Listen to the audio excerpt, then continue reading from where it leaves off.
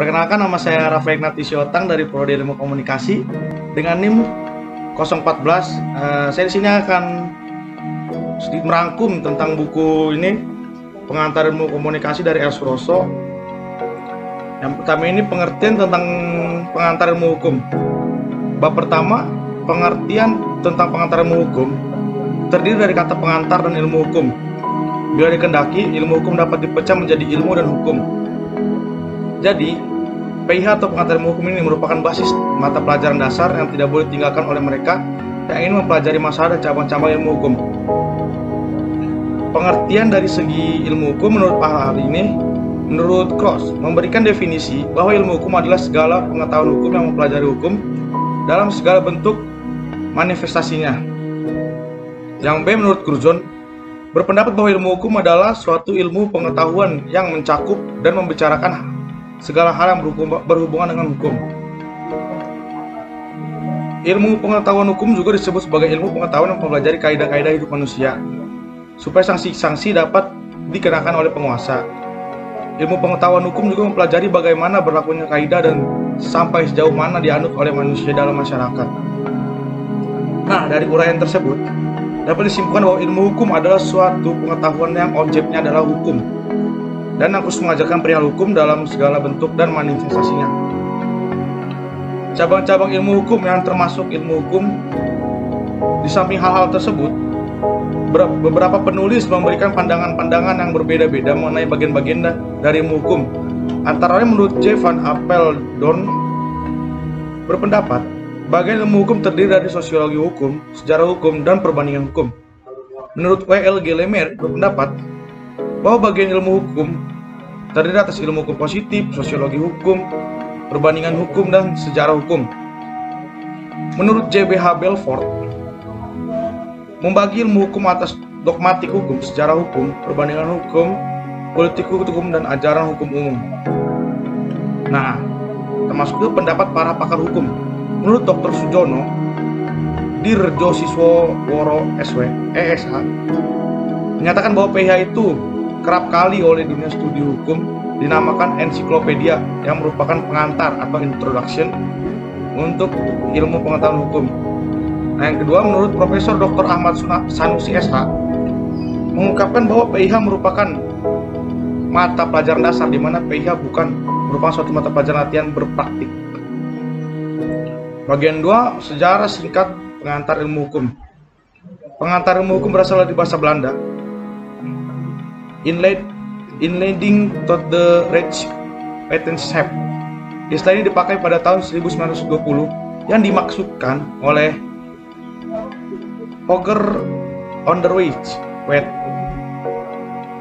Istilah ini sebenarnya sudah dipergunakan di Jerman pada akhir abad ke-19 dan permulaan abad 20. Di Indonesia, PIH sudah dikenal sejak tahun 1924 dengan didirikannya Sekolah Tinggi Hukum di Jakarta. Sedangkan istilah PIH dipergunakan pertama kalinya oleh Universitas Gadjah Mada yang berdiri pada 3 Maret 1946. Bab 3, peran dan fungsi pengantar ilmu hukum. Peran dan fungsi PIH. Yang pertama, memberikan introduksi atau memperkenalkan segala masalah yang berhubungan dengan hukum. Yang kedua, berusaha menjelaskan tentang keadaan, inti, maksud dan tujuan dari bagian-bagian penting dari hukum. Yang ketiga, memperkenalkan ilmu hukum, pengetahuan yang mempelajari seluk-beluk daripada hukum dalam segala bentuk dan manifestasinya. Yang keempat, dasar dalam rangka studi hukum. Tanpa memahami pengantar ilmu hukum secara tuntas dan seksama, tidak akan dapat diperoleh pengertian yang baik tentang berbagai cabang ilmu hukum. Yang kelima, mengklasifikasikan mata pelajaran, pendahuluan, pembukaan ke arah ilmu pengetahuannya dan pada tingkat persiapan.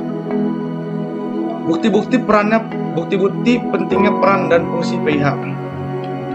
Yang pertama, dari segi sejarahnya, PIH diajarkan di perguruan tinggi di berbagai negara. Di Jerman, PIH diajarkan sebagai Einführung atau undang-undang perguruan tinggi. Nah, yang kedua ini di Indonesia, PIH dijadikan kurikulum oleh Rechtshochschule atau Sekolah Tinggi Hukum yang didirikan di Batavia pada tahun 1924. Pada waktu Universitas Gadjah Mada berdiri pada tanggal 3 Maret 1946, Untuk pertama kalinya dipergunakan istilah pengantar ilmu hukum. Sampai sekarang dijadikan mata kuliah dasar di semua perguruan tinggi. Yang keempat ini menurut keputusan Kopertis, koordinator perguruan tinggi swasta, pengantar ilmu hukum merupakan mata kuliah ujian negara. Bab 4, kedudukan PIH di antara ilmu sosial lainnya. Yang pertama yang ditinjau dari segi ilmu sosial. Ditinjau dari segi ilmu sosial, pengantar ilmu hukum adalah suatu mata pelajaran yang merupakan pengantar ke arah ilmu hukum. Ilmu hukum ini termasuk ilmu sosial yang objeknya penyelidikan. Oleh karenanya kedudukan pengantar ilmu hukum sejajar dengan ilmu sosial lainnya. Jika ditinjau dari segi disiplin hukum, pengantar ilmu hukum merupakan salah satu bagian dari disiplin hukum bersama dengan filsafat hukum, politik hukum, dan lain sebagainya. Bab kelima, metode pendekatan dan mempelajari ilmu hukum. Yang pertama ini, pengantar ilmu hukum adalah sarana memperkenalkan ilmu hukum. Yang kedua, pengantar ilmu hukum mempelajari ilmu hukum dari segi ilmiahnya secara sentral dan universal. Yang ketiga, dengan menggabungkan pengetahuan ringkas mengenai keseluruhan acara dengan pengetahuan dalam tentang tiap-tiap bagian dari acara itu saling isi mengisi, dan akan didapat suatu perpaduan pengetahuan yang benar-benar lengkap. Dari segi lain, belajar tentang PIH berjalan seret dan kurang menarik, karena yang dibicarakan adalah ilmu hukum secara global dan jarang ditemui dalam praktik. Bab ke-6, persyaratan sebagai dosen pengantar ilmu hukum.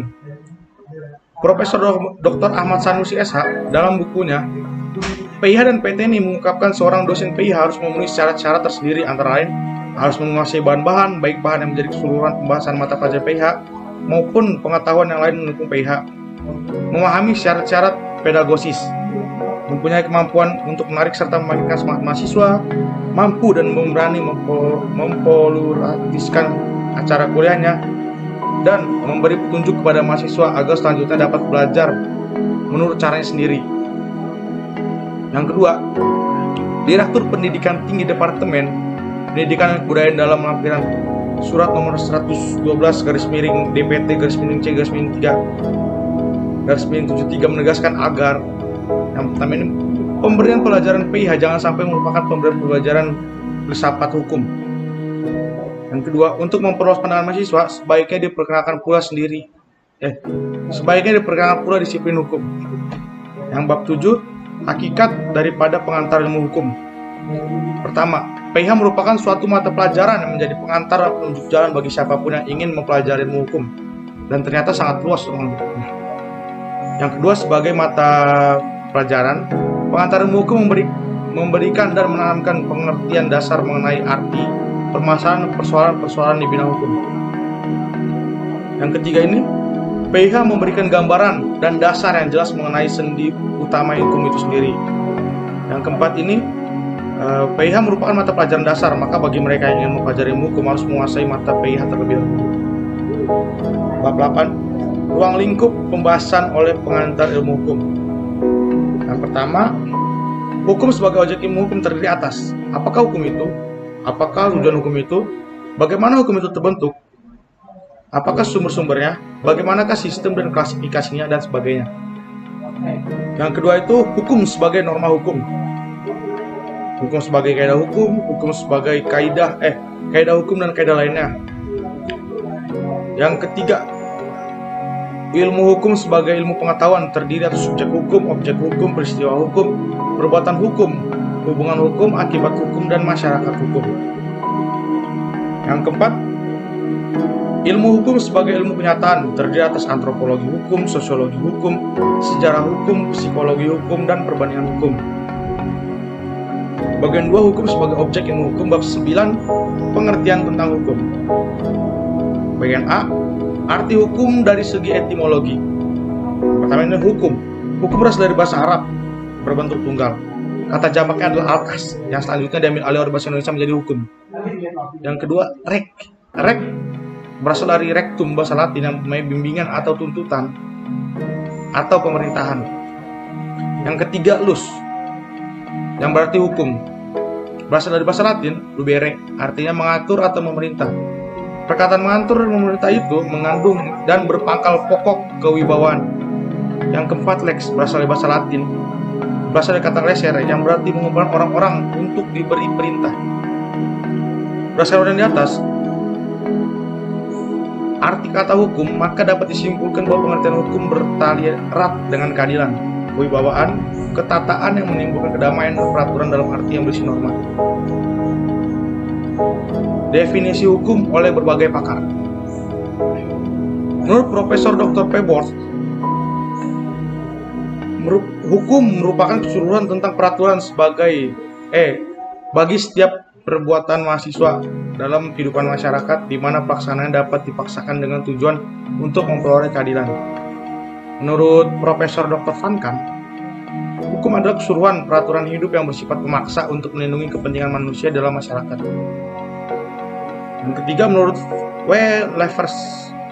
Levensbergen, hukum merupakan pengatur, khususnya untuk mengatur perbuatan manusia di masyarakat. Kemudian hukum merupakan agendi, kemudian menjadi perbuatan. Menurut Kantorowicz, hukum adalah keseluruhan peraturan-peraturan sosial yang mewajibkan perbuatan lahir yang mempunyai sifat keadilan serta dapat dibenarkan. Menurut Profesor Mr. Dr. L.J. van Apeldoorn, himpunan pedoman atau pemerintah dan larangan yang mengurus tata tertib suatu masyarakat, dan karma itu harus ditaati oleh masyarakat. Jadi secara umum, hukum dapat diberi definisi sebagai himpunan peraturan-peraturan yang dibuat oleh yang berwenang dengan tujuan untuk mengatur tata kehidupan bermasyarakat yang mempunyai ciri memerintah dan melarang, serta mempunyai sifat memaksa dan menjatuhkan hukuman bagi mereka yang melanggarnya. Hukum dalam berbagai arti. Yang pertama ini hukum sebagai keputusan penguasa. Sebagai keputusan penguasa, hukum merupakan serangkaian peraturan-peraturan tertulis seperti Undang-Undang Dasar, Undang-Undang Keputusan Presiden, Peraturan Pemerintah, Keputusan Menteri, serta peraturan daerah. Peraturan-peraturan tersebut disediakan oleh pihak yang berwenang. Hukum dalam arti tugas. Di sini yang dianggap hukum adalah para petugas penegak hukum, polisi yang berpatroli, jaksa yang berseragam, dan hakim dengan toganya yang mengadili perkara. Yang ketiga ini hukum dalam arti sikap tindak, yang diartikan sebagai hukum tidak seperti bekerjanya penegak hukum, seperti yang mengatur, yang memaksa masyarakat, maka bekerjanya sikap tindak ini tidak terasa. Yang keempat, hukum dalam artian gejala sosial. Dalam kehidupan bermasyarakat, manusia saling membutuhkan satu dengan lain-lain. Terkadang kebutuhan antar sesama dapat berlawanan atau bertentangan. Nah, untuk mengatasinya, diadakan ketentuan yang mengatur, yaitu tata tertib, ketentuan-ketentuan. Nah, ketentuan itu merupakan petunjuk hidup yang merupakan hukum yang berkembang bersama-sama dengan masyarakat. Hukum dalam artian kaidah. Hukum adalah himpunan petunjuk hidup atau perintah-perintah dan larangan-larangan yang mengatur tata tertib dalam suatu masyarakat dan seharusnya lah ditaati oleh anggota masyarakat yang bersangkutan. Hukum dalam arti disiplin. Dalam hal ini, hukum arti dalam disiplin dapat melihat hukum sebagai gejala kenyataan yang ada di tengah masyarakat. Nah, hukum dalam artian ilmu hukum berarti tentang kaidah atau norma yang menelaah hukum sebagai kaidah atau sistem kaidah-kaidah dengan dogmatik dan sistematik hukum. Hukum dalam arti tata hukum. Tata hukum yang berlaku di Indonesia terbagi dalam hukum privat dan hukum publik. Hukum privat meliputi sipil, hukum dagang, dan sebagainya. Hukum publik meliputi hukum tata usaha negara, hukum pidana, dan hukum internasional. Bab 10. Hukum terdapat di mana saja. Hukum itu ada di mana-mana, pada setiap waktu dan bagi setiap bangsa. Hukum melekat pada hidup setiap masyarakat. Sebagaimana telah dinyatakan, hukum berisikan kaidah-kaidah yaitu petunjuk-petunjuk yang menuntun supaya dijalankan, mengandung saksi, dan akan beraksi secara paksaan apabila kaidah tersebut dilanggar. Dalam bukunya Pengetahuan Hukum, Surojo Signodipuro mengungkapkan bahwa dalam masyarakat primitif juga terdapat hukum, banyak sarana-sarana barat yang telah melakukan penelitian-penelitian di daerah yang penduduknya masih primitif, serta menyatakan bahwa di dalam masyarakat ini pun sudah terdapat peraturan-peraturan hidup, semacam peraturan hukum dalam negara-negara yang sudah modern. Sejarah juga menunjukkan bahwa ada kerajaan-kerajaan seperti Sriwijaya, Majapahit, Kediri, dan lain sebagainya. Juga telah terdapat peraturan-peraturan hidup yang mengatur tata tertib kehidupan sehari-hari dalam bermasyarakat kerajaan yang bersangkutan. Nah, bab 11, peran dan fungsi hukum. Peranan hukum dalam masyarakat seperti yang kita ketahui, pada masyarakat kuno dan bagaimanapun primitifnya terdapat juga hukum. Selama ada masyarakat, baik besar maupun kecil, akan selalu diikuti oleh hukum. Hukum terdapat di mana saja di seluruh dunia asal ada manusia bermasyarakat. Aristoteles mengatakan bahwa manusia adalah makhluk sosial dan makhluk bermasyarakat. Oleh karenanya, setiap anggota masyarakat mempunyai hubungan antara lain dengan satu sama yang lain. Selain itu, masing-masing anggota masyarakat tentu mempunyai hubungan kepentingan yang berbeda-beda, bahkan tidak jarang saling berlawanan. Untuk mengurangi kerusuhan, maka hukumlah yang mengatur dan melindungi kepentingan masing-masing. Yang ini fungsi hukum. Fungsi hukum sebagai alat pengantar tata tertib hubungan masyarakat, sebagai sarana untuk mewujudkan keadilan sosial lahir batin, sebagai penggerak pembangunan, dan sebagai fungsi kritis hukum. Syarat-syarat agar fungsi hukum terlaksana dengan baik ini: yang pertama, ini menafsirkan hukum sesuai dengan keadilan dan posisi masing-masing. Bila perlu diadakan penafsiran analogis, penghalusan hukum, atau memberi ungkapan kontrarium.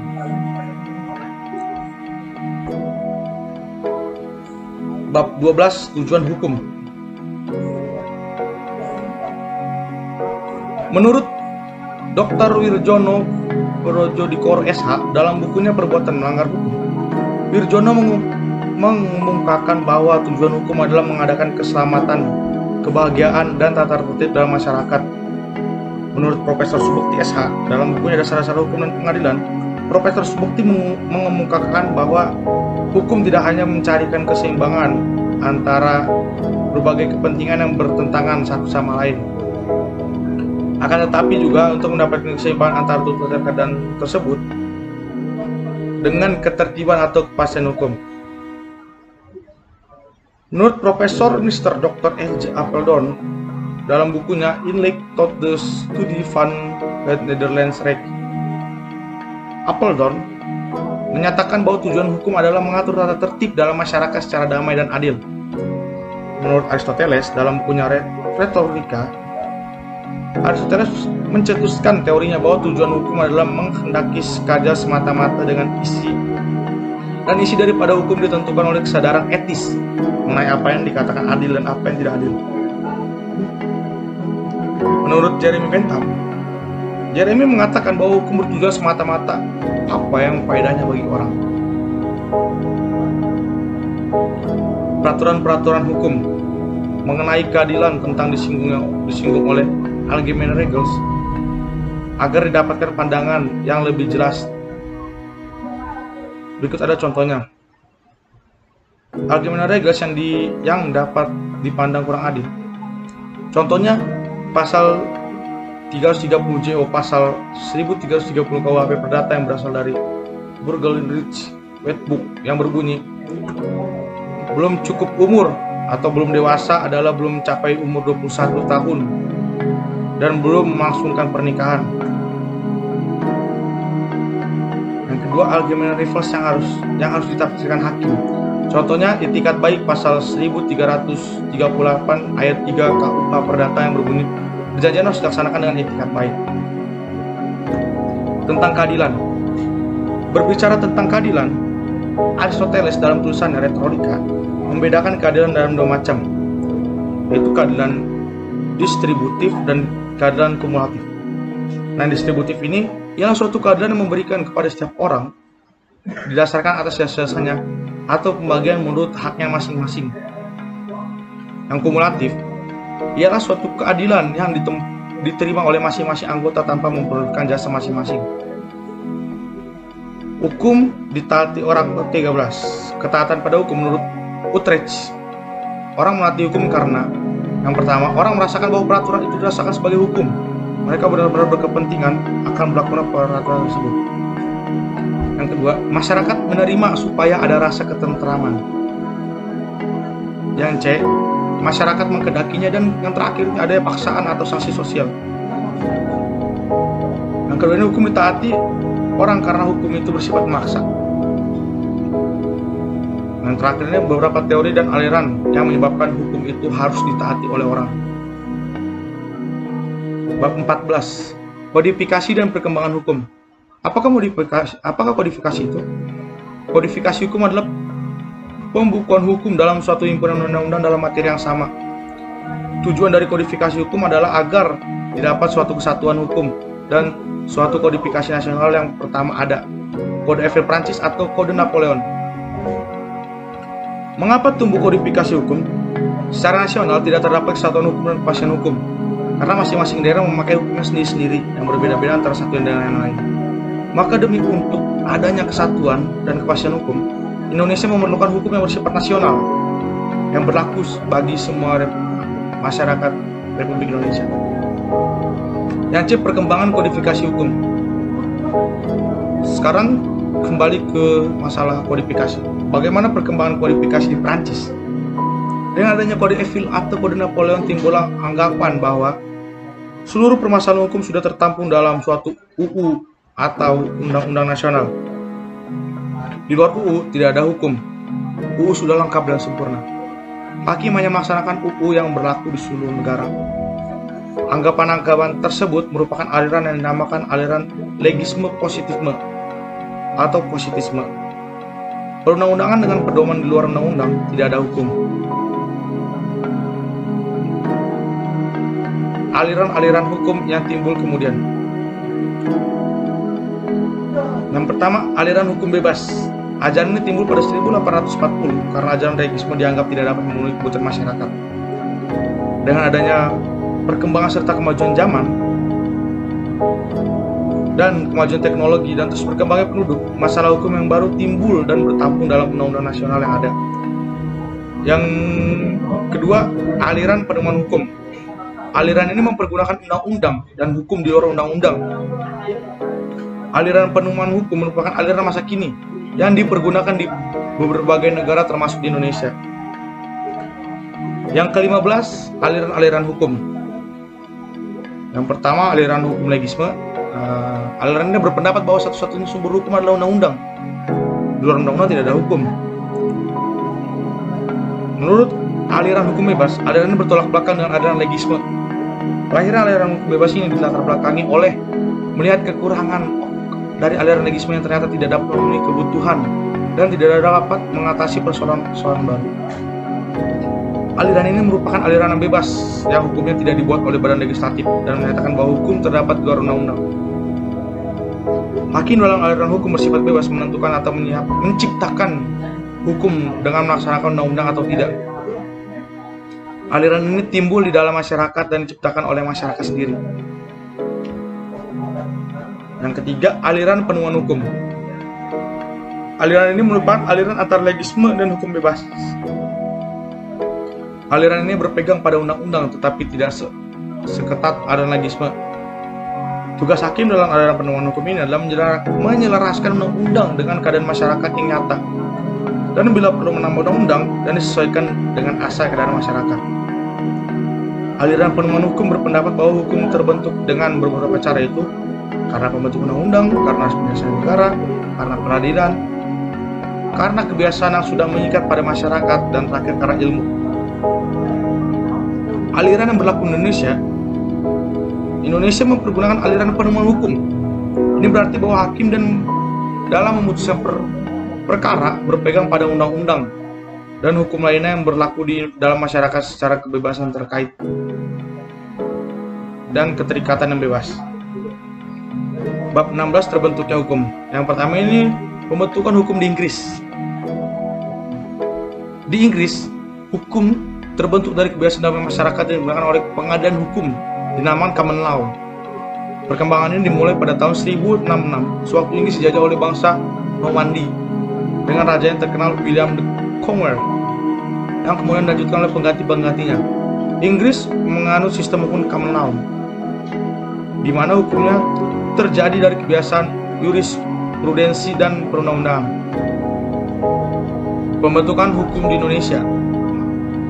Dengan versi yang lebih khas, hukum Indonesia tumbuh dari kebiasaan dalam masyarakat yang dikenal sebagai hukum adat. Namun hukum ini terbatas pada hukum perdata khususnya bagi golongan warga negara asli atau pribumi. Pandangan legisme, seperti yang dijelaskan sebelumnya, pandangan legisme berkembang dan berpengaruh sampai abad pertengahan ke-9. Menurut pandangan legisme, hukum hanya terbentuk oleh perundang-undangan dan bahwa di luar undang-undang tidak ada hukum. Pandangan hukum bebas mengatakan bahwa hukum hanya terbentuk oleh peradilan. Pandangan penemuan hukum yang terakhir terbentuk melalui beberapa cara. Yang pertama ini pembentukan undang-undang yang membuat aturan-aturan hukum. Hakim harus menerapkan undang-undang. Penerapan hukum undang-undang tidak dapat lengkap sempurna. Di samping oleh peraturan perundang-undangan dan peradilan, pandangan ini menganggap bahwa hukum juga terbentuk karena di dalam pergaulan sosial terbentuk kebiasaan. Bab 17, penafsiran hukum. Yang pertama, cara penafsiran ini berubah dari pengertian subjektif dan objektif. Dalam pengertian subjektif, apabila ditafsirkan seperti yang dikehendaki oleh pembuat undang-undang, sedangkan pengertian objektif apabila penafsirannya lepas daripada pendapat pembuat undang-undang dan sesuai dengan adat bahasa sehari-hari. Dalam pengertian sempit dan luas. Dalam pengertian sempit, yaitu apabila dalil yang ditafsirkan diberi pengertian yang sangat dibatasi sebagai secara yang pendapat yang luas, apabila dari ditafsirkan diberi pengertian seluas-luasnya. Nah, metode penafsirannya yang pertama ini tata bahasa, sejarah, sistem dari peraturan atau undang-undang bersangkutan, keadaan masyarakat, otentik, dan perbandingan. Cara penerapannya, pembuat undang-undang tidak menetapkan suatu sistem tertentu yang harus dijadikan pedoman bagi hakim dalam menafsirkan undang-undang. Oleh karenanya, hakim bebas dalam melakukan penafsiran. Sedapat mungkin semua metode penafsiran dilakukan agar didapat makna-makna yang tepat. Penjelasan tentang berbagai macam metode penafsiran. Yang pertama ini penafsiran gramatikal. Lakukannya menurut bahasa atau kata. Penafsiran historis menurut sejarah hukum. Penafsiran sistematis dilakukan dengan menggabungkan hukum yang satu dengan yang lainnya sehingga mendapat hukum yang tepat. Penafsiran sosiologis disesuaikan dengan keadaan masyarakat. Penafsiran otentik yang dilakukan oleh pembuat undang-undang itu sendiri. Penafsiran perbandingan yang dilakukan dengan membandingkan hukum lama dengan hukum positif yang berlaku saat ini. Bab 18, pengisian kekosongan hukum. Pekerjaan pembuat undang-undang mempunyai dua aspek, yaitu pembuat undang-undang hanya menetapkan peraturan-peraturan umum saja. Pertimbangan-pertimbangan tentang hal-hal yang konkret diserahkan pada hakim. Pembuat undang-undang selalu ketinggalan dengan kejadian sosial yang timbul kemudian di dalam masyarakat. Maka hakim sering menambah undang-undang itu. Jika hakim menambah peraturan perundang-undangan, berarti bahwa hakim mengisi kekosongan dalam setiap hukum formil dari tata hukum yang berlaku. Konstruksi hukum atau penafsiran analogis. Penafsiran analogis adalah penafsiran daripada suatu peraturan hukum dengan memberi ibarat atau kiasan pada kata-kata tersebut sesuai dengan asas hukumnya. Contoh tentang menggunakan undang-undang secara analogi. Ketentuan peraturan perundang-undangan tentang perjanjian jual beli berlaku juga untuk perjanjian tukar menukar yang ditegaskan oleh pasal 1546 KUH Perdata. Bunyi pasal 1546 KUH Perdata sebagai berikut. Untuk selain aturan tentang perjanjian jual beli berlaku terhadap perjanjian tukar menukar. Dari pengertian pasal ini, kalau dua orang melakukan perjanjian jual beli, maka diatur dalam pasal 1547 sampai pasal 1540 Perdata dapat dipergunakan dalam perjanjian itu. Penghalusan hukum. Memperlakukan hukum sedemikian rupa secara halus sehingga seolah-olah tidak ada pihak yang disalahkan. Penghalusan hukum bermaksud mengisi kekosongan dalam sistem undang-undang. Dalam sistem undang-undang terdapat ruangan kosong apabila sistem undang-undang atau sistem formal tidak dapat menyelesaikan masalah secara adil.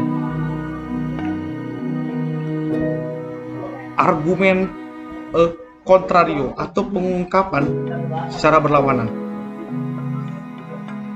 Penafsiran a contrario adalah penafsiran UU yang didasarkan atas pengingkaran, artinya berlawanan pengertian antara soal yang dihadapi dengan soal yang diatur dalam suatu pasal di undang-undang. Contohnya penafsiran a contrario pasal 34 KUH Perdata menyatakan bahwa seorang wanita tidak boleh kawin lagi sebelum lewat waktu 300 hari sejak saat perceraian. Dalam pasal 39 Peraturan Pemerintah nomor 9/1975 sebagai pelaksana Undang-Undang nomor 1/1974 tentang perkawinan disebutkan bahwa waktu tunggu bagi seorang janda yang sebagai dimaksud pasal 11 ayat 2 Undang-Undang Perkawinan karena kematian 3 kali suci dengan kurang-kurangnya 90 hari apabila putuskan perceraian. Apakah seorang laki-laki juga harus menunggu 300 hari? Tidak. Ketentuan argumen a contrario tidak berlaku bagi laki-laki. Bab 19. Sumber-sumber hukum. Sumber hukum adalah segala sesuatu yang menimbulkan aturan-aturan yang mengikat dan memaksa, sehingga apabila aturan-aturan itu dilanggar akan menimbulkan sanksi yang tegas dan nyata bagi pelanggarannya. Pendapat berbagai pakar hukum. Yang pertama ini Algram membagi sumber hukum adalah sumber hukum material dan sumber hukum formil. Nah, yang sumber hukum material ini tempat dari mana materi hukum itu diambil. Sedangkan sumber hukum formil berasal dari mana asal muasal kekuatan peraturan tersebut dapat. Van Apeldoorn dalam bukunya PIH terjemahan Mr. Oktar di Sardino membedakan 4 macam sumber buku, yaitu sumber hukum. Yaitu yang pertama sumber hukum dalam arti historis, kita dapat menemukan dalam buku sejarah. Yang sumber hukum dalam arti sosiologis, ini menentukan isi hukum positif seperti misal agama, kewenangan agama, budaya dan lain sebagainya. Yang ketiga sumber hukum dalam arti filosofis, menyatakan asal isi buku. Sumber hukum dalam arti formil dapat dilihat dari segi terjadinya hukum positif, merupakan fakta yang menimbulkan hukum yang berlaku mengikat hakim dan penduduk. Yang ketiga menurut Ahmad Sanusi, dia ini membagi hukum menjadi 2 kelompok. Hukum normal yang atau duduknya sebagai langsung dan tidak langsung, dan hukum abnormal, proklamasi dan revolusi. C. Undang-undang. Apakah undang-undang itu? Undang-undang adalah suatu peraturan negara yang mempunyai kekuatan hukum yang mengikat, diadakan dan dipelihara oleh penguasa negara. Undang-undang adalah produk daripada pembentuk undang-undang yang terdiri dari Presiden, DPR, dan dimaksudkan dalam pasal 5 ayat 1. Terbentuknya undang-undang. Suatu undang-undang itu baru ada apabila dibentuk oleh yang bersangkutan. Pelaksanaannya dilimpahkan kepada badan yang berwenang untuk itu.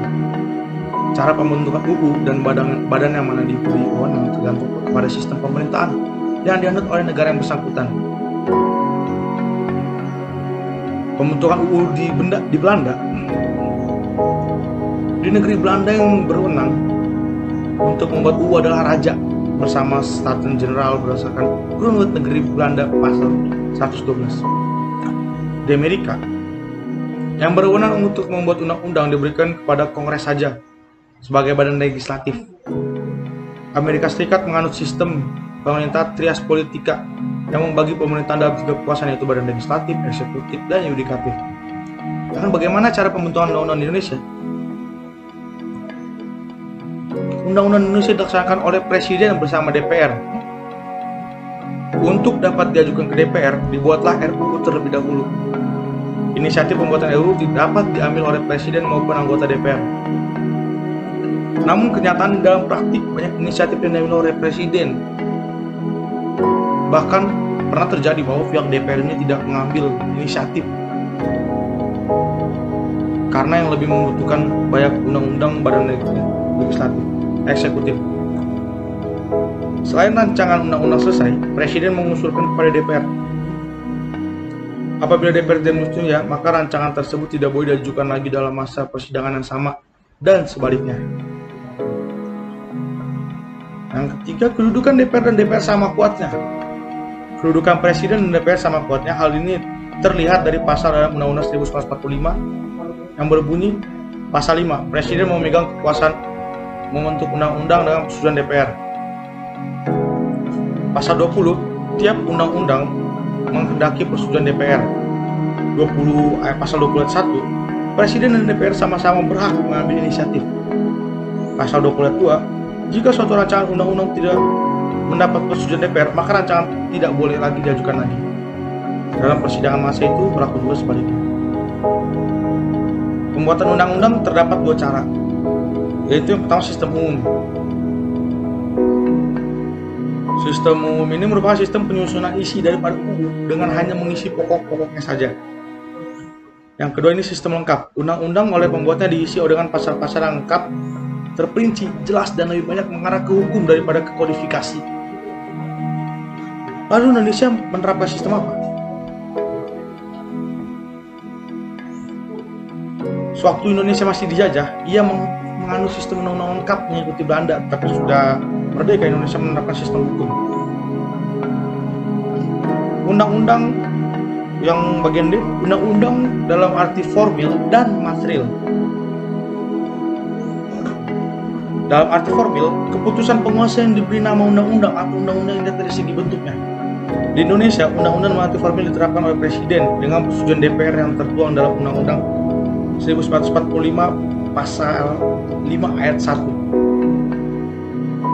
Yang kedua, undang-undang dalam arti material. Yang maksud dalam undang-undang material ada ini yang A, penetapan kaidah hukum yang disebutkan dengan tegas dan sifatnya menjadi pengikat. Yang B, semua peraturan perundang-undangan bersifat mengatur, artinya berlaku untuk umum. Yang ketiga, keputusan penguasa yang dilihat dari segi isinya mempunyai kekuatan yang mengikat untuk umum. Tata jenjang hierarki perundang-undangan. Apa yang dimaksud tata jenjang perundang-undangan? Adalah urutan-urutan mengenai tingkat dan derajat daripada UU yang bersangkutan, dengan mengingat badan yang berwenang yang membuatnya dan masalah-masalah yang diatur. Bagaimanakah derajat kedudukan undang-undang? Dalam arti material, Undang-Undang Dasar 1945 memiliki derajat paling tinggi dibandingkan dengan undang-undang lainnya. Di mana letak tata jenjang TAP MPR? TAP MPR yang berupa peraturan termasuk peraturan dasar dan merupakan sumber hukum bagi peraturan perundang-undangan yang sebenarnya. Tempat ini di mana terletak tata jenjang undang-undang, peraturan pemerintah dan sebagainya. Undang-undang, Perpu adalah undang-undang yang merupakan sumber dari segala sumber hukum. Dalam arti formil, tingkat menengah. Sedangkan peraturan pemerintah atau Kepres, Menteri, Dirjen, Direktur, Peraturan Gubernur, Bupati, Wali Kota, dan selanjutnya termasuk peraturan pelaksanaan yang juga merupakan sumber hukum dalam arti formil yang berkedudukan lebih rendah. Yang kelima, bagaimana bentuk dan tata urutan perundangan di Indonesia? Yang pertama ini setelah Indonesia merdeka. Setelah Indonesia merdeka, undang-undang, TAP MPR, Perpu, peraturan pemerintah, Kepres, peraturan pelaksanaan dari Menteri, Dirjen, Direktur, pada satu dan seterusnya. Bentuk dan tata sebelum Indonesia merdeka, wet atau undang-undang dibuat oleh Raja Belanda. Koninklijke Besluit atau KB dibuat oleh Raja Belanda. Ordonansi dibuat oleh Gubernur Jenderal. Yang ketiga ini hierarki perundang-undangan di negeri Belanda. Berisikan dengan tadi Grondwet, Wet, Algemeen, Van Bestur, Provinsies Verordeningen, dan seterusnya. Yang bagi F, kekuatan dan kekuasaan berlakunya undang-undang. Apakah yang dimaksud kekuatan dan kekuasaan berlakunya undang-undang? Yang dimaksud dengan kekuatan berlakunya undang-undang ialah kekuatan yang mengikat antara undang-undang. Sedangkan yang dimaksud dengan kekuasaan adalah kekuasaan berlakunya undang-undang terhadap lingkungannya. Sampai bagaimanakah kekuatan undang-undang itu berlaku? Ada berbagai asas yang mengaruhinya. Salah satunya Undang-undang yang lebih rendah derajatnya tidak boleh bertentangan dengan undang-undang yang lebih tinggi derajatnya. Yang ketiga, lingkungan berlakunya UU. Waktu berlakunya, daerah berlakunya, pada siapa undang-undang tersebut berlaku, soal apa yang diatur oleh undang-undang tersebut. Masa berlaku UU. Masa berlaku ini biasanya ditentukan dalam UU yang bersangkutan atau tidaknya selama waktu yang dapat ditentukan. Tidak jarang terjadi bahwa sebuah UU sudah ada tapi belum dapat dijalankan karena peraturan pelaksanaan belum ada. Tentang daerah berlakunya undang-undang.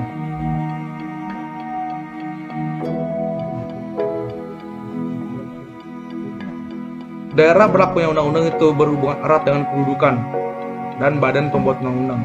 Apabila tidak ada kedudukan lain, maka undang-undang yang dibuat oleh badan pembuat UU berlaku untuk seluruh daerah negara, sedangkan UU yang dibuat oleh badan pembuat UU tingkat daerah berlakunya untuk daerah bersangkutan.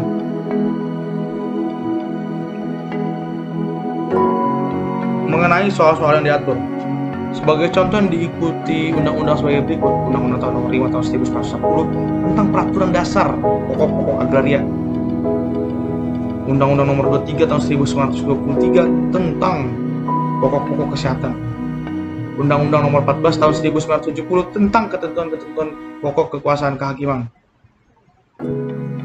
Hak menguji. Apakah hak menguji itu? Hak menguji adalah suatu hak untuk menguji apakah suatu peraturan perundang-undangan tersebut berlainan atau bertentangan dengan peraturan lainnya, terutama dengan Undang-Undang Dasar 1945. Maksud dan tujuan pengujian. Peraturan-peraturan yang derajatnya lebih rendah tidak boleh bertentangan dengan peraturan yang lebih tinggi derajatnya. Oleh sebab itu perlu adanya pengujian. Siapakah yang memegang hak untuk menguji? Badan yudikatif. Hak menguji formil dan material. Di dalam kepustakaan dan di dalam praktik yang dikenal dengan dua macam hak menguji itu: hak menguji dan hak material. Siapakah lembaga yang mempunyai hak kekhusus untuk menguji? Pada umumnya diberi hak adalah Mahkamah Agung, namun di tiap negara dapat berbeda.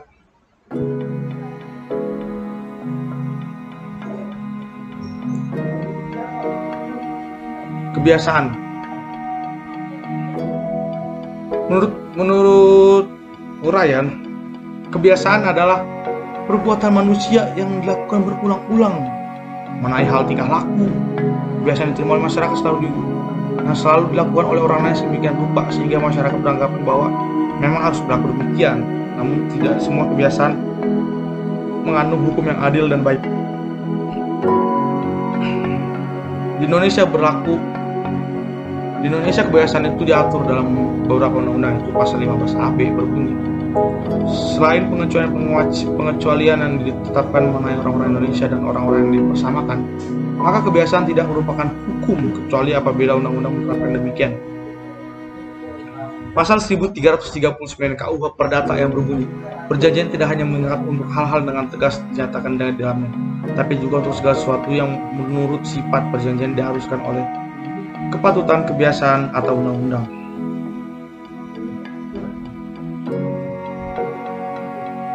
Perbandingan antara hukum, kebiasaan, dan undang-undang. Apabila diadakan perbandingan antara hukum, kebiasaan, dengan undang-undang, maka dapat diketahui kelemahan hukum kebiasaan ini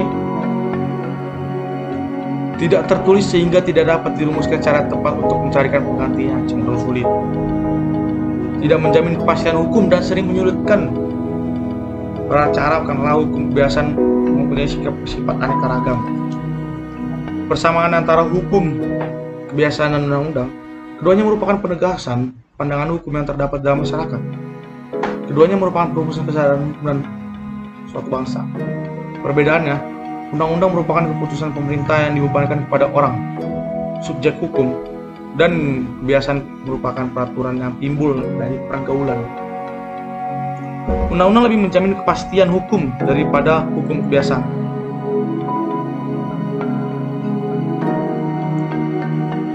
Hubungan hukum kebiasaan dan hukum adat. Hukum adat itu termasuk hukum kebiasaan. Kadang-kadang kebiasaan juga disebut dengan istilah adat. Dan memang kata adat berasal dari bahasa Arab yang dimaksudnya kebiasaan.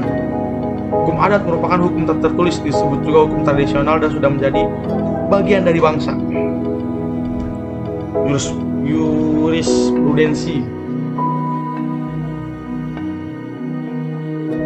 Dalam praktik terdapat hukum jurisprudensi yang timbul dari putusan-putusan pengadilan, terutama dari yang tertinggi MA.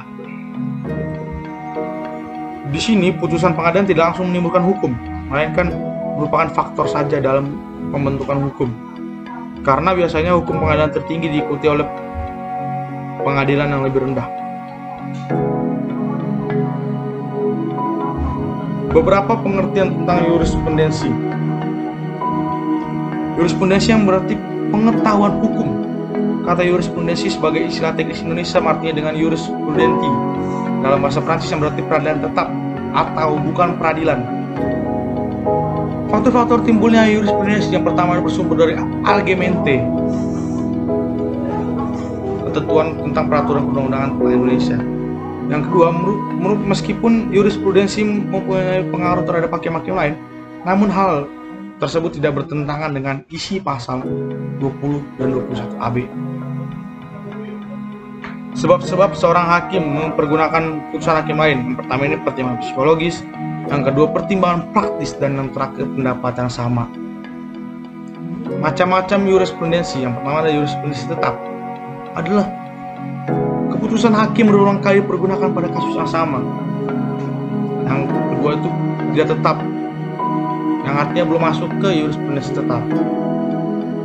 Dasar-dasar hukum jurisprudensi. Yang pertama ini dasar historis. Yang kedua, adanya kekurangan daripada hukum yang ada, karena pembuat UU tidak dapat mewujudkan segala sesuatu dalam undang-undang.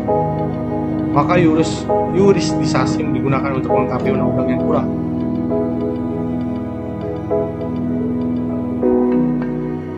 Jurisprudensi sebagai hukum formil menurut para ahli. Yang pertama, menurut Van Alpeldon, ia tidak membenarkan bahwa jurisprudensi itu merupakan sumber-sumber hukum.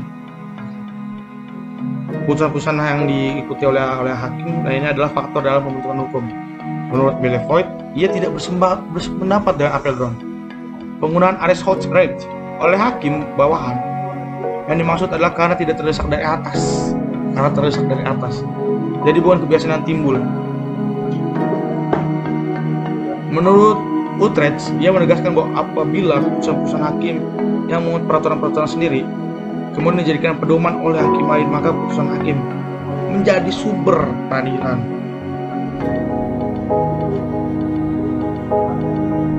Nilai dan arti pentingnya jurisprudensi ditinjau dari berbagai segi aliran hukum. Menurut aliran legisme, aliran ini beranggapan bahwa undang-undang sedemikian rupa dibentuk ini sedemikian rupa sempurnanya sehingga semua persoalan hukum yang ada dalam masyarakat sudah tertampung oleh UU. Menurut aliran Freye, ini dia bertolak belakang dengan aliran legisme. Menurut aliran Freye, mempelajari jurisprudensi adalah primer, sedangkan mengetahui undang-undang adalah sekunder. Menurut anggapan Rechtspfinding, dapat diketahui bahwa pentingnya jurisprudensi untuk dipelajari di samping perundang-undangan. Oleh karena itu, di dalam jurisprudensi terdapat banyak garis-garis hukum yang berlaku di masyarakat, akan tetapi yang tidak terbaca di dalam undang-undang. Jadi memahami hukum dalam peraturan perundang-undangan saja tanpa mempelajari jurisprudensi tidak lengkap. Asas-asas jurisprudensi. Yang pertama, asas prudence. Dalam asas prudence, presiden hakim terikat kepada putusan-putusan yang terlebih dahulu dari hakim yang sama derajatnya dari hakim yang lebih tinggi. Yang kedua, asas bebas. Asas bebas ini adalah kebalikan dari asas presiden. Di sini petugas peradilan tidak terikat pada keputusan hakim. Dia tidak terkait pada putusan hakim-hakim sejajar maupun hakim-hakim yang lebih tinggi.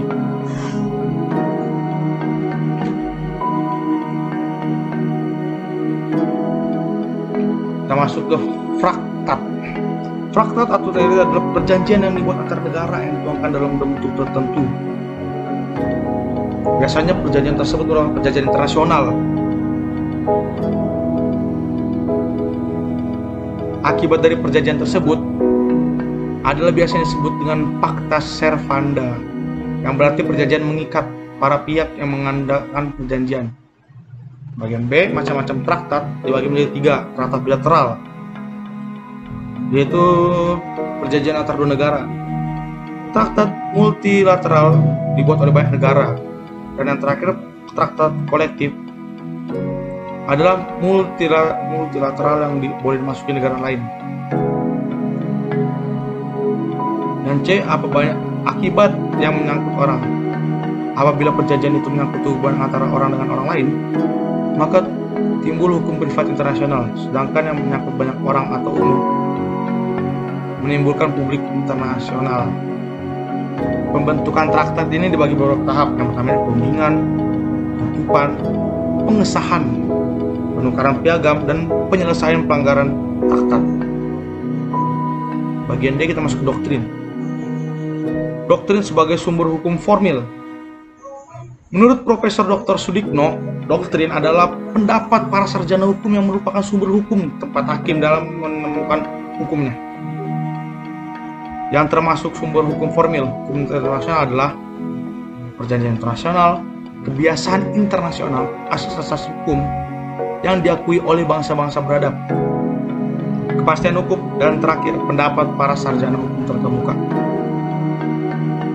Menurut Respo atau kitab hukum, di dalam sejarah dikenal dengan adanya pendapat hukum para sarjana atau ilmu hukum yang menyatakan bahwa orang tidak boleh menyimpang dari pendapat undang-undang dari para sarjana. Ini berarti bahwa pendapat sarjana itu memiliki kekuatan yang mengikat. Bab 20, penggolongan dan klasifikasi hukum. Tujuan daripada penggolongan atau klasifikasi hukum adalah yang pertama dari segi nilai teoritis, untuk dapat dicapai suatu pengertian yang lebih baik, dan dari segi praktis supaya lebih mudah dalam menemukan dan menerapkan hukum yang ada. Nah, penggolongan klasifikasi. Penggolongan atau klasifikasi hukum dapat dikelompokkan dalam A, sistematika yang diselaraskan dengan tujuan yang utuh bahwa berlakunya hukum itu bersangkut paut. Poin yang pertama, hukum-hukum digolongkan menjadi yang kita tahu hukum tertulis dan hukum tidak tertulis. Yang poin kedua, dengan adanya kepentingan-kepentingan yang diatur atau dilindungi dengan tidak melupakan batas-batas tingkatnya yang selalu beralih-alih, maka kita dapat membedakan pada dasarnya 3 golongan: kepentingan perorangan, kepentingan masyarakat, dan kepentingan negara. Kepentingan seorang tentang nama, tempat tinggal, perwakilan, warisan, harta benda, dan lain-lain termasuk hukum privat.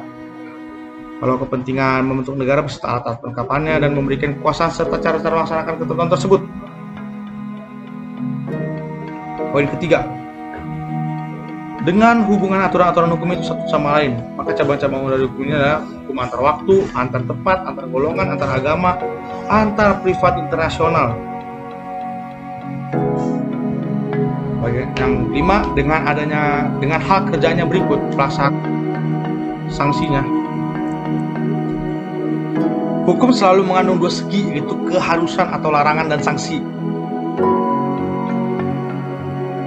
Apakah dalam suatu cabang hukum itu dinamakan keharusan atau larangan itu, maka kita dapat membedakan. Yang pertama ini hukum kaidah.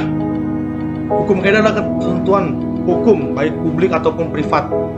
Hukum sanksi berisi penjelasan tentang reaksi hukum. Hukum memaksa, dan yang terakhir hukum mengatur. Penggolongan klasifikasi yang lazim dipergunakan berdasarkan pada yang pertama berdasarkan sumbernya, hukum undang-undang, traktat, kebiasaan, dan lain-lain. Berdasarkan daya dan kekuasaannya, nasional, internasional, dan asing. Berdasarkan kekuatan berlakunya sanksi terdiri dari hukum paksa dan tambahan. Kalau yang berdasarkan isinya ini, hukum publik dan hukum privat. Jika berdasarkan fungsinya dan pembenarannya, dibagi menjadi hukum material dan formil. Berdasarkan bentuknya, hukum tertulis dan tidak tertulis. Berdasarkan wujudnya, objektif dan subjektif. Berdasarkan waktu berlakunya, ius constitutum, ius constitutum, dan hukum asasi. Perbedaan antara beberapa macam hukum. Yang pertama dari segi isinya, hukum perdata mengatur hukum antara orang satu dengan yang lainnya.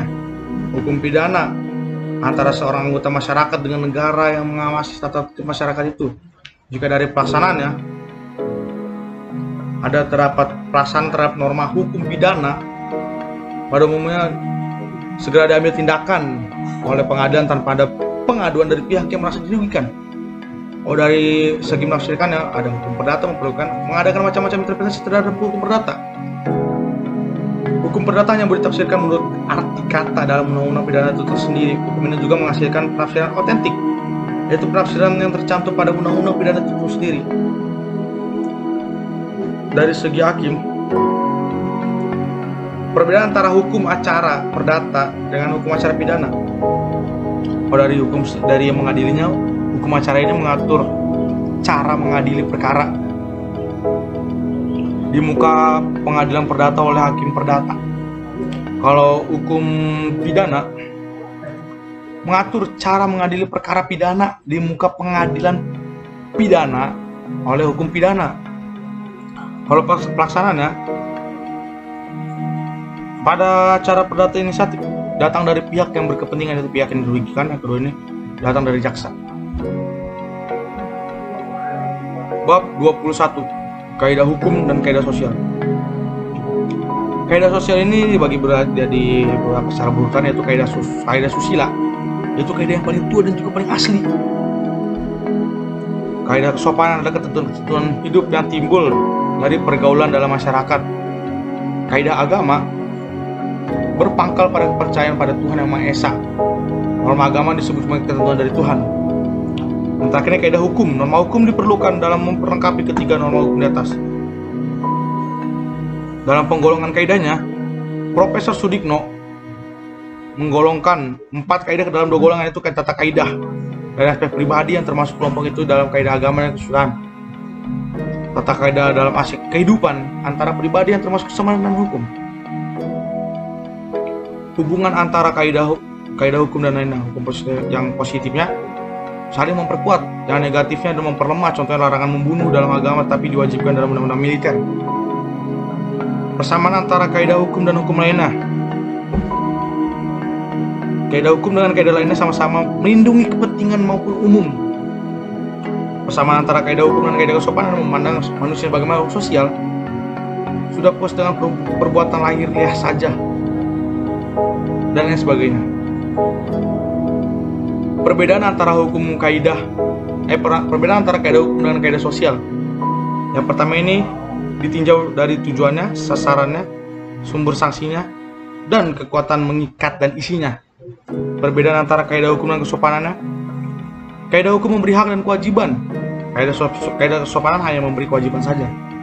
Kaidah hukum dipaksakan dan resmi, sedangkan kesopanan hanya dipaksakan oleh masyarakat tidak resmi. Perbedaan antara kaidah kesopanan dengan agama dan kesusilaan. Kaidah kesopanan dari luar diri manusia, sementara yang lain dari dalam. Kesopanan berisi aturan yang ditunjukkan sikap lahir manusia, sementara yang lain berisi aturan yang ditunjukkan oleh pada lahir batin. Bab 22, subjek hukum. Pada dasarnya menjadi subjek hukum adalah manusia. Ada 2 pengertian orang sebagai subjek hukum. Yang pertama manusia pribadi, yang kedua badan hukum. Dasar hukum yang berlaku setiap manusia mempunyai hak dan kewajiban. Adanya larangan mengenai pemaparan atas pendukung hak tersebut menyebabkan kematian perdata, misalnya perbudakan dan sebagainya. Pendapat pakar menurut Profesor J. Hadjawijaya, orang adalah merupakan pengertian terhadap manusia. Menurut Profesor Agnes, yang dimaksudkan oleh orang adalah manusia sebagai res person. Pandangan hukum modern, setiap orang secara asasi merupakan pandangan hak yang berlaku sebagai mana mestinya, karena mereka sama-sama merupakan makhluk Tuhan. Menurut pandangan ini, setiap manusia menjadi subjek hukum sejak dia lahir dan berakhir dengan kematiannya. Kalau pandangan agama, seorang manusia menjadi subjek hukum karena pada kandungan ibunya selama ia hidup dan setelah ia meninggal dunia. Pandangan hukum Indonesia yang pertama ini bahwa setiap manusia adalah pendukung hak. Yang kedua, dalam sidang pleno tanggal 11 September 1948 oleh Konstituante diterima salah satu hal, yaitu setiap orang berhak atas kehidupan dan penghidupan, kemerdekaan dan keselamatan pribadinya. Asas tersebut dalam undang-undang dijamin secara tegas bagi warga negara saja, tetapi dapat ke warga negara asing juga. Pengecualian dalam subjek hukum, anak dalam kandungan, cakap hukum, binatang sebagai subjek hukum, badan hukum sebagai subjek hukum. Bab 23. Objek hukum.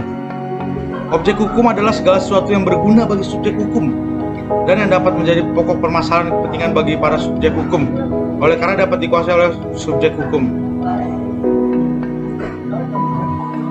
Yang mengatur secara umum dan luas tentang benda yang diatur, dari benda berwujud, benda bergerak, benda tetap, dan benda tak berwujud. Undang-undang ini mengatur tentang tanah. Undang-Undang Nomor 21 Tahun 1961 sebagai pengganti Reglemen Industri Nom tahun 1912. Jadi undang-undang ini mengatur tentang benda yang bersifat tidak kebendaan, khususnya merek. Yang bagian B, manusia sebagai objek hukum. Dapatkah manusia menjadi objek hukum? Jawabannya dapat. Sepanjang hak dan kewajibannya sebagai subjek hukum dilenyapkan atau dicabut. Dalam keadaan demikian, maka manusia dianggap sebagai benda yang dapat dijual belikan, dapat disewakan, disiksa, dan dapat disembelih seperti binatang tanpa ada suatu pembelaan apapun. Keadaan semacam ini pernah terjadi pada zaman perbudakan sebelum abad pertengahan sampai abad 17-18. Orang-orang negro dengan dibujuk dijanjikan pekerjaan dan dipaksa meninggalkan benua hitam Afrika, dibawa oleh orang-orang kulit putih sebagai budak antara budak Amerika melalui perantara dan perdagangan budak untuk dipekerjakan di perkebunan kapas dan lain-lain. Keperbudakan itu bertentangan dengan HAM yang dicetuskan pada tanggal 10 Desember tahun 1948 oleh Lembaga Dunia PBB. Manusia tidak mengenal perbedaan dari segi warna, kulit, ras, bangsa, kelamin, agama, kebudayaan, golongan, pangkat, dan partai. Dalam sila 2, dalam Pancasila, ditegaskan bahwa manusia diakui keberlakukan sebagai dengan harkat dan martabatnya sebagai makhluk Tuhan Yang Maha Esa, sama hak dan kewajibannya tanpa membedakan suku, keturunan, agama, kepercayaan, jenis kelamin, kedudukan sosial, warna kulit, dan sebagainya. Agama menurut ketentuan agama, maka tidak dibenarkan manusia diperlakukan dan dianggap sebagai objek hukum seperti binatang. Bab 24. Peristiwa hukum.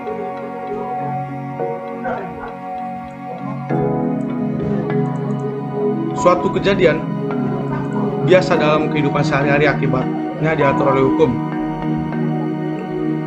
Peristiwa di masyarakat yang akibatnya diatur oleh hukum. Suatu peristiwa dapat menimbulkan akibat hukum.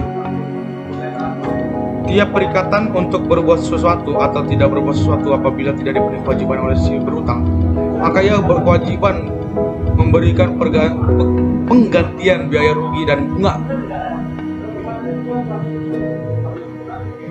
Akibat hukum yang timbul tetap diatur oleh peraturan hukum meskipun akibat itu tidak dikehendaki oleh pelakunya. Perbuatan ini dinamakan onrecht magidat. Perbuatan hukum yang tidak dibenarkan oleh hukum. Apabila dalam suatu peristiwa terdapat 4 unsur,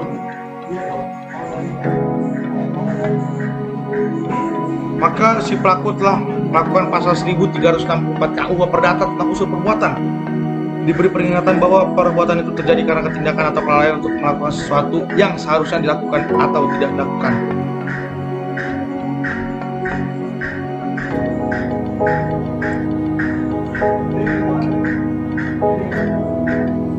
Tuntutan berdasarkan pasal 1365 KUH Perdata tidak berhasil karena unsur melanggar tidak dipenuhi.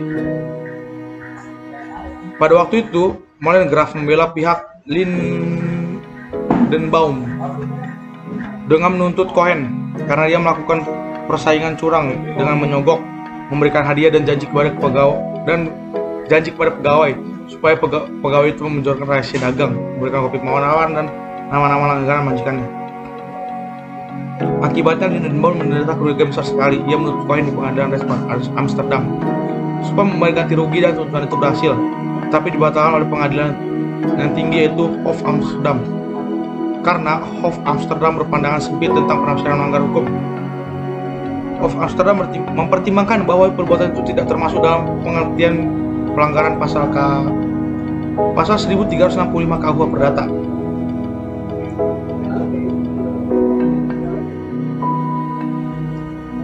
Bab 25. Hubungan hukum. Hubungan hukum ialah hubungan antara dua atau lebih subjek hukum. Dalam hubungan ini, hak dan kewajiban pihak yang satu berhadapan dengan hak yang lainnya. Kita semua mengetahui bahwa hukum itu mengatur hubungan antara orang yang satu dengan yang lain, antara orang dengan masyarakat, antara masyarakat dengan masyarakat yang lain. Jadi semua hubungan di masyarakat diatur oleh hukum. Barang siapa yang mengganggu atau tidak mengindahkan hubungan ini, maka ia dapat dipaksa oleh hukum untuk menghormatinya. Contoh, A wajib menyerahkan rumah kepada B, sebaliknya B wajib membayar harga rumah kepada A. Dengan berhak meminta rumah kepada A, apabila salah satu pihak tidak mengindahkan kewajibannya, maka hakim akan menjatuhkan sanksi hukum. Hubungan A dan B telah diatur oleh hukum. Unsur-unsur hubungan hukum. Hubungan hukum memiliki 3 unsur sebagai berikut. Yang pertama, adanya orang-orang yang hak atau kewajibannya saling berhadapan. Yang kedua, adanya objek yang berlaku berdasarkan hak dan kewajiban. Yang ketiga, adanya hubungan antara pemilik hak dan pengemban kewajiban atau adanya hukum atas objek yang bersangkutan. Syarat-syarat daripada hubungan hukum. Dasar hukumnya pasal 1474 dan pasal 1513 KUH Perdata, yang masing-masing menetapkan bahwa si penjual mempunyai kewajiban menyerahkan barang dan sebaliknya si pembeli berkewajiban membayar dengan harga pembelinya. Karena dalam perjanjian jual beli, maka timbul peristiwa hukum, ialah peristiwa yang akibatnya diatur oleh hukum. Hubungan hukum bersegi dua atau tweezeted rechtsbetrekking. Tapi sebaliknya, kedua belah pihak juga berkewajiban untuk memberi sesuatu pada pihak lain. Hubungan antara satu subjek hukum dengan semua subjek hukum lainnya. Selain hubungan hukum bersegi atau bersegi dua ialah kerap kali masih ada hubungan antara satu subjek hukum dengan subjek hukum lainnya. Hubungan ini terdapat dalam hal Eigendomsrecht. Sebaliknya, semua subjek hukum lainnya berkewajiban mengakui bahwa yang mempunyai tanah adalah pemiliknya dan berhak memungut segala kenikmatan dari tanah itu. Bab 26. Dalam pasal 570 KUH Perdata disebutkan bahwa hak milik adalah hak yang menikmati kegunaan suatu kebendaan dengan cara bagaimanapun, asal tidak bertentangan dengan undang-undang atau peraturan hukum yang ditetapkan oleh suatu kekuasaan yang berhak menetapkan, dan tidak mengganggu hak-hak orang lain. Hak pemilikan ini terbagi menjadi dua, yaitu hak yang mempunyai berwenang atau berhak memungut kenikmatan dari kepunyaannya, dan yang berhak memindah tangankan kepunyaannya itu. Teori-teori hak. Pada abad ke-19 di Jerman ditemukan 2 teori hak yang sangat penting dan sangat besar pengaruhnya. Yang pertama ini, teori yang menganggap hak sebagai kepentingan yang terlindung. Contoh, hak milik rumah. Yang kedua, teori yang menganggap hak sebagai sebagai kehendak yang diperlengkapi dengan kekuatan. Nah, teori yang mengatakan bahwa hak itu adalah suatu kehendak yang diperlengkapi dengan kekuatan yang oleh tata tertib hukum diberikan kepada yang bersangkutan. Teori gabungan yang mencoba mempersatukan unsur-unsur kehendak dan kepentingan. Yang pertama ini adalah Apeldoorn. Menurut Apeldoorn, hak adalah suatu kekuatan yang diatur oleh hukum dan kekuasaan ini berdasarkan kesusilaan dan tidak hanya kekuatan fisik saja. Yang kedua ini menurut Utrecht, hak bukanlah kekuatan, hak adalah jalan untuk memperoleh kekuatan. Tapi hak itu sendiri bukan kekuatan. Menurut Lemaire, hak adalah sama dengan izin yang bersangkutan untuk berbuat sesuatu. Tapi izin ini bukan bersumber not hukum, melainkan sejajar atau sederajat dengan hukum. Menyalahgunakan hak. Apabila orang menjalankan haknya secara tidak sesuai atau tidak sejalan dengan tujuan sosial, menjalankan hak yang tidak sesuai dengan tujuannya adalah menyimpang dari tujuan hukum dan menyimpang dari menjamin kepastian hukum. Macam-macam hak.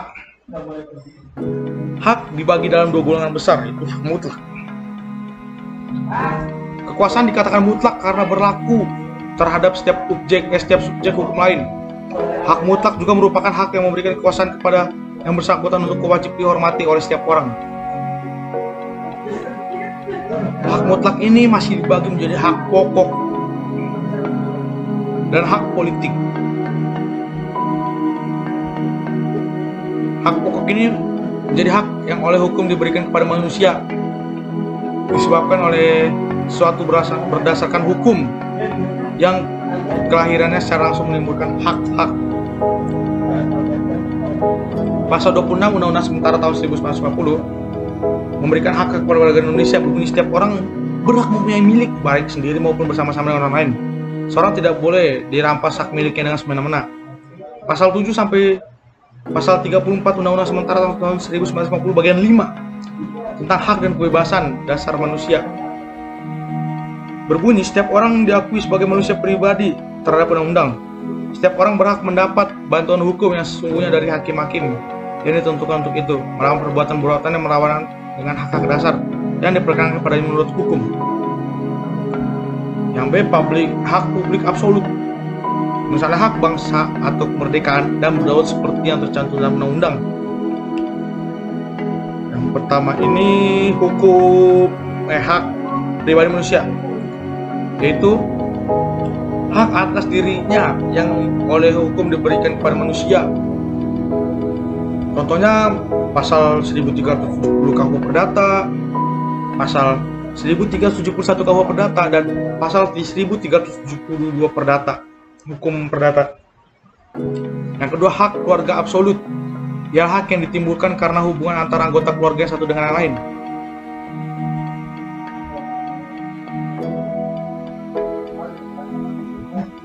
Ada lagi hak atas kekayaan, adalah hak yang dapat dihargai dengan uang, yang terdiri atas hak bendaan, hak benda imateri.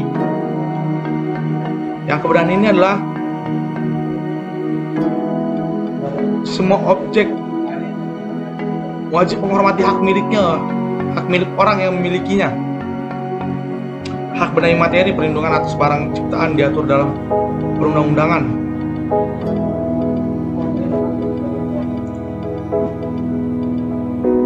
Hak relatif, setiap kekuasaan atau kewenangan yang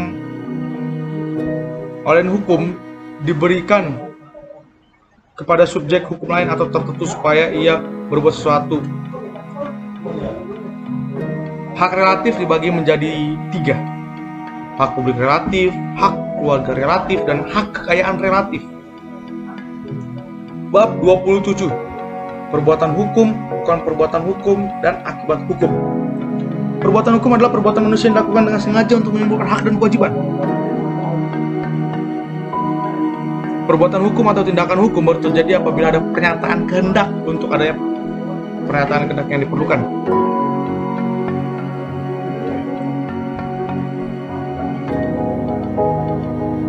Pernyataan kehendak secara tegas dilakukan dengan cara tertulis, mengucapkan kata, dan isyarat.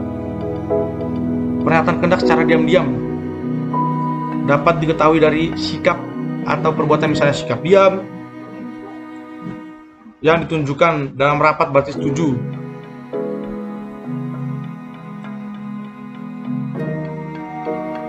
Dan yang ketiga ada perbuatan hukum perbuatan hukum terdiri dari hukum sepihak dan hukum dua pihak.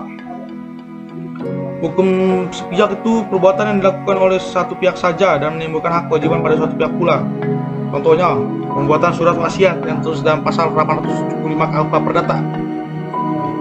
Hukum dua pihak dilakukan oleh dua pihak dan menimbulkan hak-hak dan kewajiban dibagi dua pihak atau timbal balik, tertulis dari contohnya perjualan jual beli, persetujuan jual beli, tertulis dalam pasal 1457 KUH Perdata. Bukan perbuatan hukum dibagi menjadi dua. Perbuatan hukum yang tidak dilarang oleh hukum dan perbuatan yang dilarang oleh hukum. Yang C, akibat hukum ialah akibat suatu tindakan yang dilakukan oleh memperoleh suatu akibat yang dikehendaki oleh pelaku yang diatur oleh hukum. Tindakan ini dinamakan tindakan hukum, contoh membuat wasiat dan pernyataan berhenti menyewa. Bab 28. Masyarakat hukum. Batasan masyarakat hukum. Masyarakat hukum adalah sekelompok orang yang hidup dalam suatu wilayah tertentu, di mana di dalam kelompok tersebut berlaku suatu rangkaian peraturan yang menjadi tingkah laku bagi setiap kelompok dalam pergaulan hidup mereka. Peraturan ini dibuat oleh kelompok itu sendiri dan berlaku bagi mereka sendiri. Nah, pembentukan kelompok, sekarang makhluk pribadi manusia mempunyai kehidupan jiwa sendiri. Tapi sebagai social wesen, manusia tidak mungkin memisahkan diri dari masyarakat karena sejak lahir hidup dan berkembang serta meninggalnya berada di tengah-tengah masyarakat. Faktor-faktor yang mendorong untuk bermasyarakat: kebutuhan biologis, persamaan nasib, persamaan kepentingan, persamaan ideologi, dan yang terakhir, faktor-faktor tersebut menjadi tiga faktor: ekonomis, biologis, dan keamanan. Macam-macam bentuk masyarakat hukum dibagi menjadi tiga. Masyarakat teratur. Masyarakat teratur ini yang diatur dengan tujuan tertentu. Yang kedua, masyarakat teratur yang terjadi dengan sendirinya, yaitu masyarakat yang terjadi bentuk tapi masyarakat itu ada karena kesamaan kepentingan. Yang terakhir, masyarakat yang tidak teratur, yang terjadi dengan sendirinya tanpa dibentuk.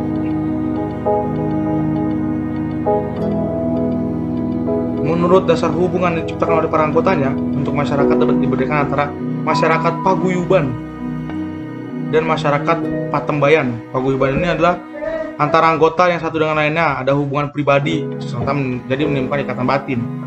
Oleh masyarakat patembayan, masyarakat yang hubungan antara orang yang satu dengan lainnya mendapat keuntungan material. Menurut dasar perikehidupannya atau kebudayaannya, masyarakat hukum dapat dibagi 5 bentuk. Yang pertama ini masyarakat primitif dan modern.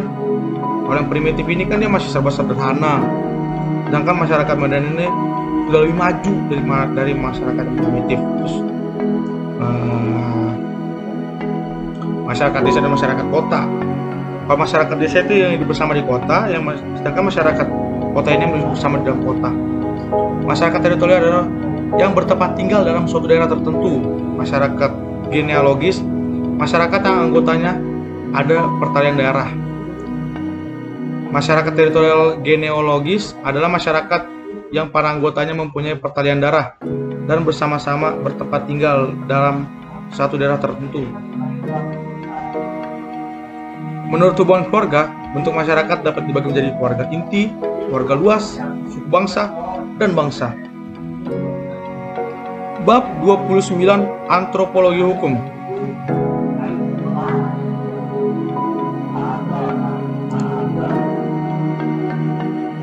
Antropologi hukum adalah satu ilmu pengetahuan yang terjadi pada pola sengketa dan penyelesaian pada masyarakat sederhana maupun masyarakat yang sedang mengalami proses perkembangan dan pembangunan. Untuk itu, Surjono Sukanto mengadakan identifikasi terhadap kelakuan nyata dari warga. Yang pertama, anggapan masyarakat tentang pedoman perihal kelakuan yang pantas, mengadakan identifikasi terhadap kelakuan nyata dari warga masyarakat. Nah, hal ini disebabkan karena kebudayaan mempunyai beberapa fungsi fundamental untuk memelihara kedudukan masyarakat, itu yang pertama meluluskan pedoman bagi masyarakat, menetralisasikan kekuatan-kekuatan, mengatasi sengketa, dan merumuskan kembali pedoman-pedoman yang mengatur hubungan antar warga negara. Antropologi dan hukum. Pada dasarnya, studi antropologi terhadap hukum didasarkan pada premis-premis sebagai berikut. Yang pertama, hukum suatu masyarakat atau sistem hukum suatu masyarakat harus diselidiki dalam konteks sistem politik, ekonomi, dan agamanya. Yang kedua, hukum paling baik dipelajari melalui analisis terhadap prosedur-prosedur yang berhubungan dengan penyelesaian sengketa atau dalam perspektif yang lebih luas. Bab 30, Sosiologi Hukum. Sosiologi hukum adalah suatu cabang ilmu pengetahuan secara empiris dan analisis tentang hubungan timbal balik antara hukum sebagai gejala sosial dan gejala-gejala sosial lainnya. Studi hukum bertujuan untuk memberikan penjelasan terhadap praktik-praktik hukum. Tujuannya untuk memberikan penjelasan ini memang terdengar asing bagi studi hukum tradisional yang bersifat perspektif, yang hanya berkisar pada apa hukumnya dan bagaimana menerapkannya. Pada sosiologi hukum, senantiasa menguji kesahihan empiris dari suatu peraturan atau peraturan hukum. Yang ketiga ini, sosiologi hukum tidak melakukan penilaian terhadap hukum. Bagian B, objek atau sasaran sosiologi hukum. Yang pertama, mempelajari pembuatan undang-undang. Sosiologi hukum tidak ada menyatakan apakah undang-undang itu, melainkan jauh daripada itu. Sosiologi hukum juga tertarik kepada komposisi dasar dari badan legislatif. Pengadaan sosiologi hukum mempelajari sebagai suatu institusi yang menghimpun beberapa macam pekerjaan. Nah, bagian ketiga ini bidang advokat atau perencanaan juga merupakan bidang yang sangat menarik bagi sosiologi hukum. Dia mengamati perorganisasian sosial dari hukum atau sungguhnya dapat dari advokat. Advokat dapat mempunyai dua fungsi. Di satu pihak sebagai pejuang hukum dan lain sebagai pengusaha yang menjalankan pengacaraan. Bab 31, Fisiologi Hukum. Fisiologi hukum adalah suatu cabang pengetahuan yang mempelajari hukum sebagai suatu perwujudan dari perkembangan jiwa manusia. Psikologi adalah ilmu pengetahuan tentang perilaku manusia atau human behavior. Maka dalam kaitannya dengan studi hukum, ia melihat hukum sebagai salah satu dari pencerminan perilaku. Jerome Frank dalam bukunya Law and the Modern Mind tahun 1930, ia mengupas bahwa apa yang disebutnya dalam suatu mitos dasar dalam hukum. Frank melihat bahwa hukum itu tidak akan pernah bisa memuaskan keinginan untuk memberikan kepastian. Menurut Frank, masalah ini tentunya tidak akan berakhir pada sesuatu yang nyata, melainkan menginginkan sesuatu yang tidak nyata atau unreal. Bab 32, Sejarah Hukum. Salah satu bidang studi hukum yang mempelajari perkembangan dan asal-usul hukum dan memperbandingkan antara hukum yang berbeda karena dibatasi oleh perbedaan waktu. Apabila dapat diterima bahwa hukum sekarang berasal dari yang sebelumnya, maka hal itu terjadi berarti bahwa hukum yang sekarang dibentuk oleh proses-proses yang bersangkutan pada masa yang lampau. Diikuti dari Sujono Dirjosisworo 1983. Peranan dan fungsi sejarah hukum. Sejarah mempunyai kegunaan. Yang pertama, sejarah hukum dapat memberikan pandangan yang luas bagi kalangan hukum. Yang kedua, hukum sebagai kaidah merupakan patokan perilakuan atau sikap tindak yang sepantasnya. Yang ketiga, sejarah hukum juga berguna dalam praktik hukum. Dan yang keempat, dalam berbagai pendidikan hukum, sejarah hukum akan sangat membantu untuk penelitian hukum. Dan yang terakhir, sejarah hukum dapat mengungkapkan fungsi dan efektivitas lembaga-lembaga hukum tertentu. Bab 33, Perbandingan Hukum. Perbandingan hukum adalah ilmu pengetahuan yang usianya relatif muda. Perbandingan hukum baru berkembang secara nyata akhir abad 20. Nah, perbandingan hukum ini pernah ada karena dengan pembandingan hukum dapat diketahui jika jiwa serta pandangan hidup bangsa lain termasuk hukumnya. Yang kedua, dengan saling mengetahui hukumnya, sengketa dan kesalahpahaman dapat dihindari. Perbandingan hukum sebagai metode penelitian. Perbandingan hukum dapat mengarah ke bidang sejarah hukum, sosiologi hukum, dan dapat bidang filsafat hukum, yaitu mengarah ke bidang sejarah hukum apabila yang dibandingkan adalah hukum yang sifatnya dan coraknya sama pada masa lampau dan hukum masa sekarang. mengarah ke filsafat hukum apabila persamaan-persamaan dari lembaga-lembaga hukum yang dibandingkan merupakan inter hakikat daripada lembaga hukum yang dibandingkan. Perbandingan hukum dan perbandingan hukum sebagai ilmu pengetahuan. Dari segi kata perbandingan, maka perbandingan hukum berasal dari kata banding, membandingkan. Membandingkan adalah mencari persamaan dan perbedaan dari berbagai objek, dua atau lebih. Dan dalam ini hanya ada bandingan adalah hukum. Fungsi daripada perbandingan hukum, yang pertama fungsi teoritis daripada perbandingan hukum. Perbandingan hukum dalam pengembangan ilmu hukum dianggap sangat penting karena hukum yang dimiliki oleh suatu negara berbeda dengan hukum oleh negara lain. Lewat perbandingan hukum dapat diketahui juga bahwa hukum yang sama sekali berbeda dapat memberikan persamaan dalam konsep hukumnya atau dalam asas hukumnya. Fungsi praktis daripada perbandingan hukum. Di samping bermanfaat bagi teori atau pengembangan ilmu hukum, perbandingan hukum juga sangat bermanfaat di dalam, khususnya bagi applied research dan pembentukan hukum baru. Nah, kesimpulan ini melalui perbandingan hukum kita dapat mendalami bermacam-macam sistem hukum.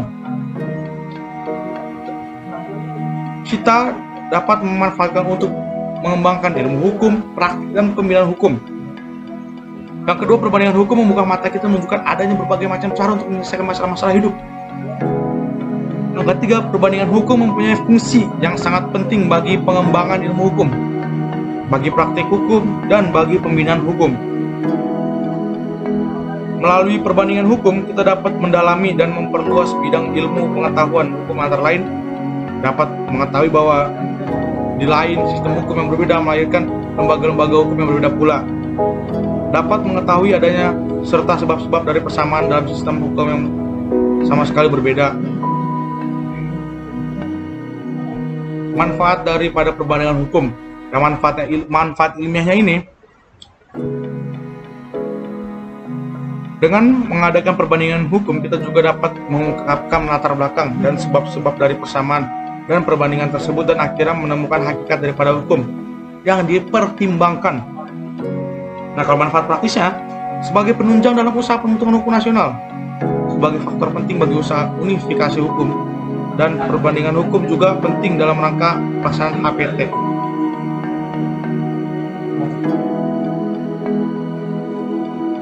Tempat kedudukan badan-badan hukum.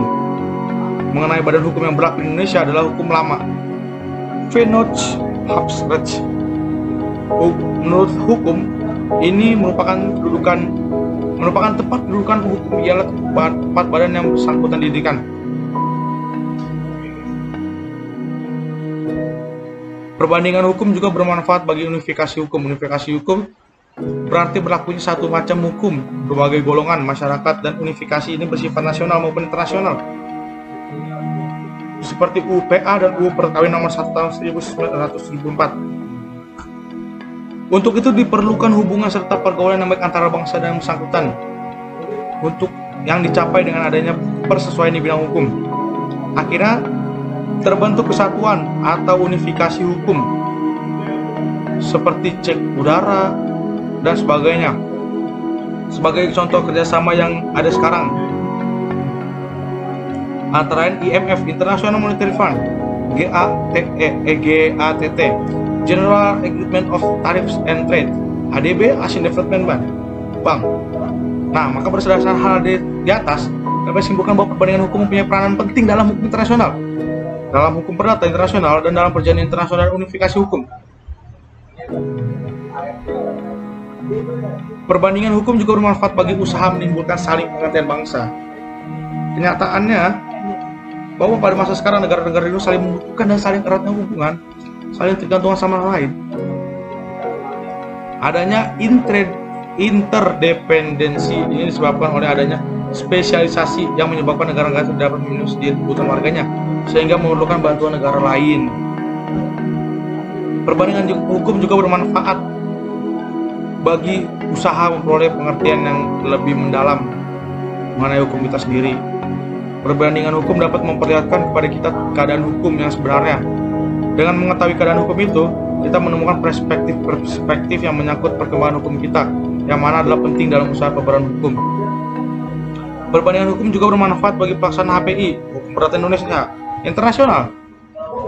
Perselisihan yang bersifat HPI adalah suatu perselisihan yang timbul antara warga negara satu dengan warga negara lainnya dalam bidang hukum perdata.